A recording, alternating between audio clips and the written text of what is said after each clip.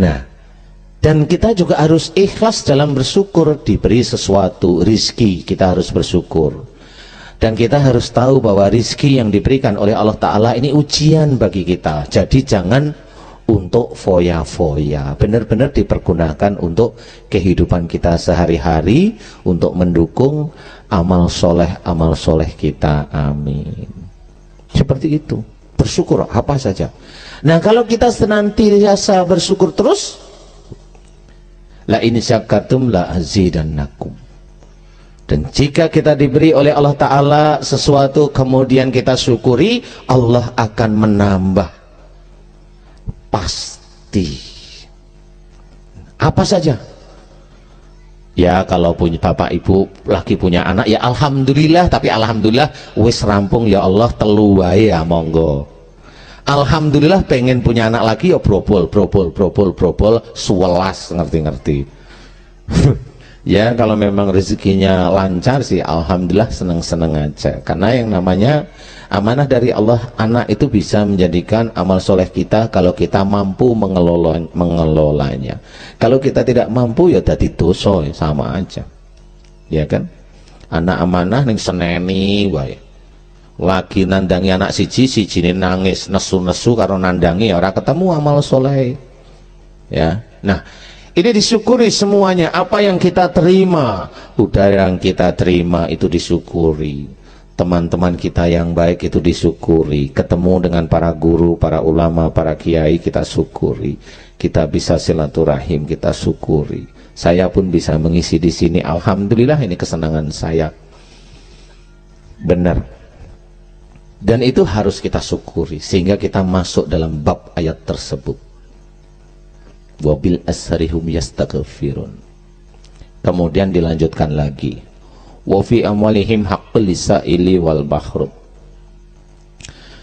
Dan di antara nafkah kita, di antara rizki kita, di antara harta kita, ada hak untuk orang yang meminta-minta dan orang yang tidak meminta. Jadi kalau kita memang tahu orang tersebut meminta, ya kalau memang kita ada, beri. Sedikit maupun agak lumayan, itu yang penting ikhlas. Itu yang meminta. Kemudian yang tidak meminta ini banyak. Ada para janda yang malu untuk meminta karena memang beliau malu, keimanannya tidak cukup bagus untuk meminta, malu. Biasanya seperti itu. Beliau harus kita muliakan, kita berikan sebagian rizki kepada beliau. Kemudian yatim piatu dan duafa fisabilillah, banyak sekali yang kita bisa berikan. Dan di sanalah nanti jalan rizki kita akan diturunkan. Selain kita melakukan kebaikan yang tadi, jangan lupa fa idza qudiyatis sholatu fantasiru fil ard wabtaghu min fadlillah. Jika kita telah tunaikan sholat, ayo kita bertebaran di muka bumi untuk mencari fadilah Allah, untuk mencari nikmat atau rizki Allah yang memang harus kita cari. Jadi sebenarnya Islam itu sungguh-sungguh lengkap. Jadi nggak ada Islam itu nerimo, itu nggak ada. Yang jelas dia mencari, disuruh oleh Allah Ta'ala. Jelas. Jadi yang nganggur itu ya karena malas saja. Ya kita harus benar-benar harus mencoba bekerja. Kalau Bapak Ibu mau bertanya dengan saya, Ustadz Danu ini kerjaannya dakwah aja ya? Bukan, saya nggak kerja. Dakwah itu nggak kerja. Dakwah itu panggilan hati dan hobi. Jadi kerja saya bukan dakwah. Kerja saya ada. Alhamdulillah saya punya pabrik pupuk di Klaten sama di mana? Di Solo. Alhamdulillah saya punya, diizinkan oleh Allah Ta'ala, punya beberapa penjualan retail. Alhamdulillah Allah mengizinkan saya punya kontraktor yang kalau bangun SPBU ini kebanyakan alhamdulillah yang diizinkan kami. Alhamdulillah Allah mengizinkan saya buka lahan di Kalimantan. Jadi bukan kerja dakwah itu. Bukan. Jadi kita harus ke arah sana. Jadi dakwah itu memang harus benar-benar hobi, benar-benar panggilan Allah, jadi nggak bisa dicampur-campur. Nah, ini yang harus kita ketahui. Dan perilaku perbuatan kita yang baik ini akan mendasari semuanya.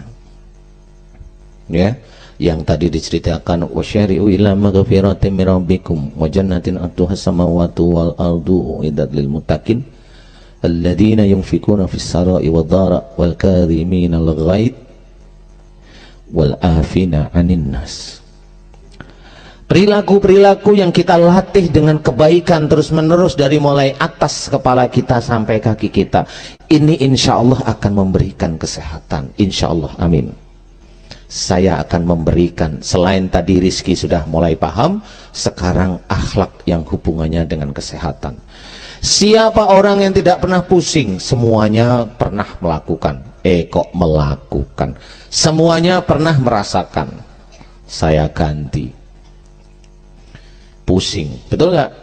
Kalau ada seorang pusing itu bilang, aku ngeluh mergane panasnya ngentak-ngentak srengenge ini, ya ampun panas tenan. Nah, ini lupa kalau kita menyalahkan matahari, kita sudah menyalahkan Allah. Aku ngeluh gregesi mergo kudanan, ya kudanan kok diseneni. Ya nek ora kemen kudanan ya ngiyup. Lawang ayam yang udan ngiyup, kok kita manusia pakai pikiran nggak ngiyup. Ane orang ngiyup ngerodok udane diseneni. Ya toh. Aku pilek waktu goro-goro mangan es. Mangan es krim. Lawang es krim enak disalahke.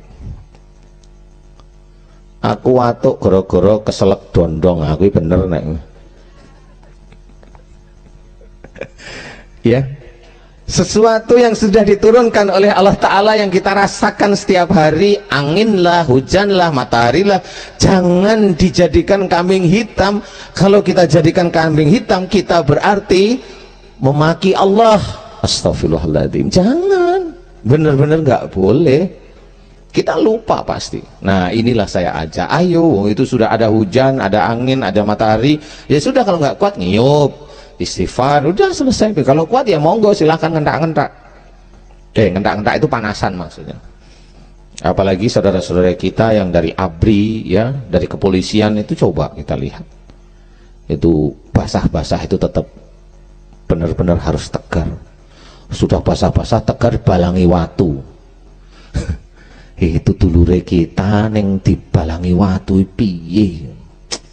Astagfirullahaladzim, muka-muka sing balang diselamatkan Gusti Allah, amin. Iya, sing dibalang ya sabar atine, amin. Iya, di sini kita harus memahami, nggak boleh kita menyalahkan sesuatu, nggak boleh.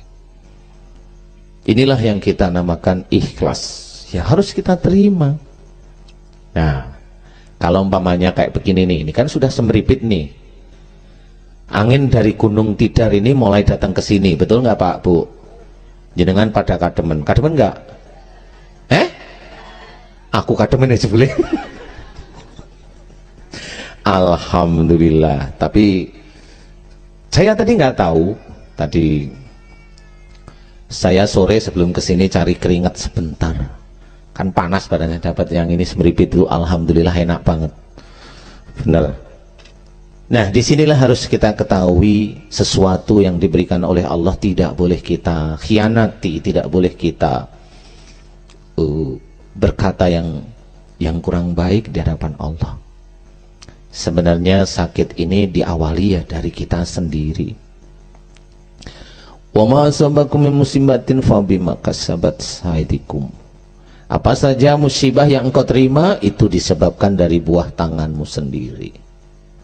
Kalau kita hobinya jengkel, kalau kita hobinya marah, kalau hati kita tidak pernah tenang, gerusa-gerusu, wajar kalau untuk sing adem yaitu hujan itu terus katun itu wajar. Karena hati kita selalu panas, karena air dingin itu enggak kuat. Nah ini biasanya seperti itu yang akhirnya malah jadi meriang, malah jadi panas, malah jadi macam-macam. Bisa DB kalau kaku, hatinya kasar bisa jadi DB. Senengannya dendam ya jadi hepatitis. Ya, ini penyakit ini diawali dari kita. Semuanya itu hanya sebab biasa yang tidak bisa kita salahkan. Semua musibah yang diturunkan oleh Allah kepada kita dari perbuatan kita. Perbuatan yang mana? Kalau sholat itu perbuatan baik, puasa perbuatan baik, berkata yang lembut perbuatan baik, berpikir yang senantiasa husnudzon perbuatan baik. Nah yang tidak baik itu apa? Nah inilah yang harus kita ketahui. Mikir senengane curiga wae lah yo ora oleh, mikir onone ketem-ketem wae yo ora oleh, onone mikire curiga jengkel karo bojone nek bojone mulai iki jam 09.00 wae. Iki wis 3 wulan kok mulai iki jam 09.00 napa meneng ora ngomong ning mangkel nek turu ngungkuri wae. Lama-lama ngeluh preksake ning dokter, oh ini ana tumore ning sirahe. Lah kuwi mau. Lah senengane mikir sing ora-ora.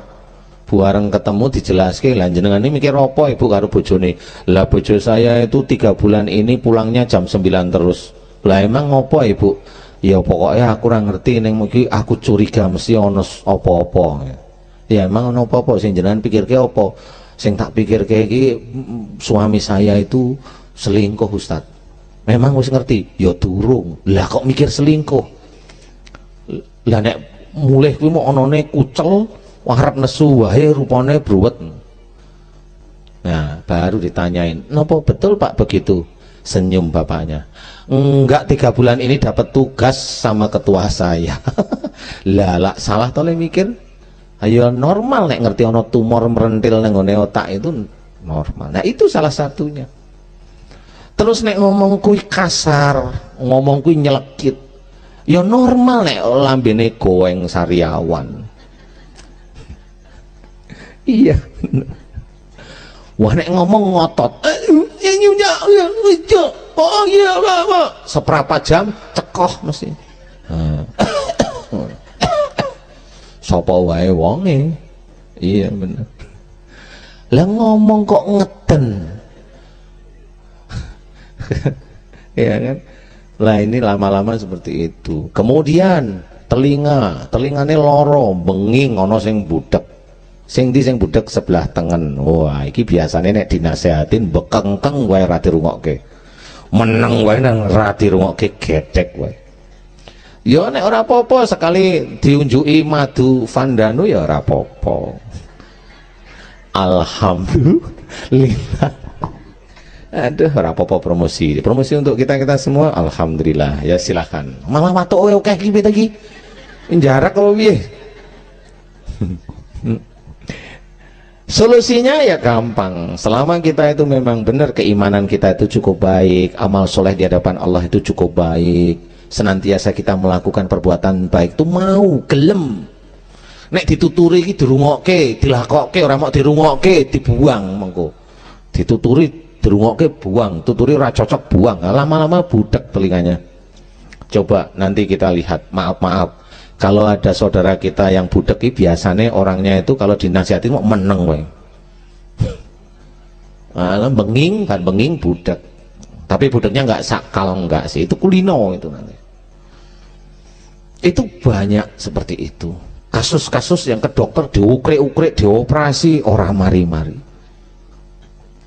Itu banyak. Salah satu istrinya Ustadz yang ngetop di Jakarta itu kemarin juga sama saya ketemu. Ustadz, telinga saya budek sebelah tengen. Saya senyum aja. Ibu kalau diberi nasihat suami ibu, beliau sebagai Ustadz ini bantah orang tahu. Iya Ustadz, nah iya itu yang bikin budek. Saya tahu ibu merasa amal solehnya lebih tinggi, keimanannya lebih tinggi daripada suami. Enggak boleh. Saya langsung bilang begitu. Enggak boleh. Saya langsung tahu ibu merasa keimanannya lebih tinggi. Enggak boleh, itu sombong. Enggak boleh. Baru ngerti. Setelah beliau, caranya gimana Ustadz? Mohon ampun nek senengane bantah omongane bojone, nek dinasehati begegek. Minta maaf, nanti kalau sholat berjamaah silahkan minta maaf dengan suami. Minta maaf ya tiap hari. Bener, baru 2 hari mak plong. Padahal itu mau dioperasi oleh dokter. Bayar operasi ini piro Ustadz? Saya tanya.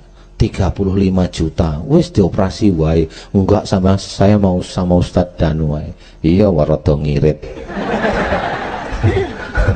Iya bener. Iya saya kasih tahu 2 hari alhamdulillah plong. Seminggu balik mana alhamdulillah Ustadz. Ini cairan yang keluar sudah nggak ada, telinga saya sudah mendengar, cuma masih ada sakit dikit.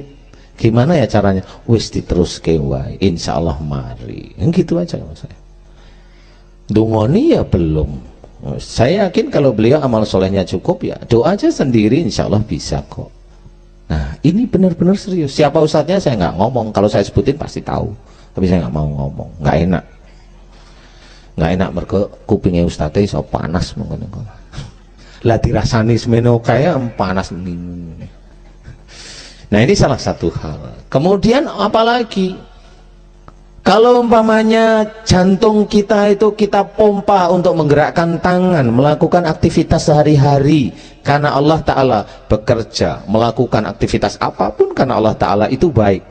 Tetapi nek jantung kita itu memompa tubuh kita itu maunya muni-muni tuting-tuting ini pencak-pencak ini itu, lama-lama Allah pinter, lama-lama jantungnya dibampet sama kolesterol yang dinamakan jantung koroner. Nah, pintere Gusti Allah begitu. Sehingga nek lagi mantap langsung sesek kayak wis astagfirullahaladzim, astagfirullahaladzim. Memang harus seperti itu. Berarti peringatan Allah itu sudah kuat. Enggak apa-apa, kita harus mau mengakui kekurangan kesalahan kita pada Allah. Mumpung enggak di depan saya, di depan saya ya enggak apa-apa, malah alhamdulillah saya sebagai saksi, malah doa Bapak Ibu sekalian saya aminkan, amin, gitu aja.